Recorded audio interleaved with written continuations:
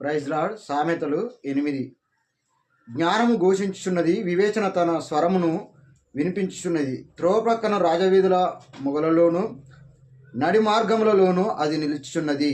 గుమ్మముల యొద్దను పూర్వద్వారమునొద్దను పట్టణపు గమనుల యొద్దను నిలవబడి అది ఇలా గట్టిగా ప్రకటన చేయుచున్నది. మానవులారా, మీకే నేను ప్రకటించుచున్నాను, నరులకు మీకే నా కంఠస్వరము వినిపించుచున్నాను. జ్ఞానము లేని వారలారా, జ్ఞానము ఎట్టిదైనది తెలుసుకొనుడి. బుద్ధిహీనులారా, బుద్ధి ఎట్టిదైనది యోచించి చూడుడి. నేను శ్రేష్టమైన సంగతులను చెప్పేదను, వినుడి. ఉదయకాల సమయంలో మరి జ్ఞానము గురించి మనము మొరపెట్టినప్పుడు జ్ఞానము మనకు అందుబాటులో ఉన్నదని దేవుడు సెలవిస్తున్నాడు. జ్ఞానము ఎవరి యొద్ద ఉంటుందంటే, జ్ఞానము యథార్థవంతుల యొద్ద జ్ఞానం ఉంటుంది. జ్ఞానము ఎవరి యొద్ద ఉంటుందంటే, పవిత్రమైన వారి యొద్ద జ్ఞానం ఉంటుంది. ఎవరి యొద్ద జ్ఞానం ఉంటుందంటే, న్యాయవంతుల యొద్ద జ్ఞానం ఉంటుంది.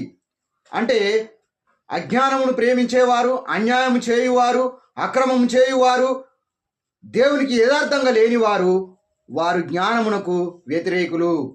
కాబట్టి జ్ఞానమును ప్రేమించువారు ఎవరంటే, యథార్థవంతులు, న్యాయవంతులు, పవిత్రులైన వారు జ్ఞానమును ప్రేమించువారు. ఈ కొద్ది వాక్యము దేవుడు దీవించి ఆశీర్వదించునుగాక. ఆమెన్.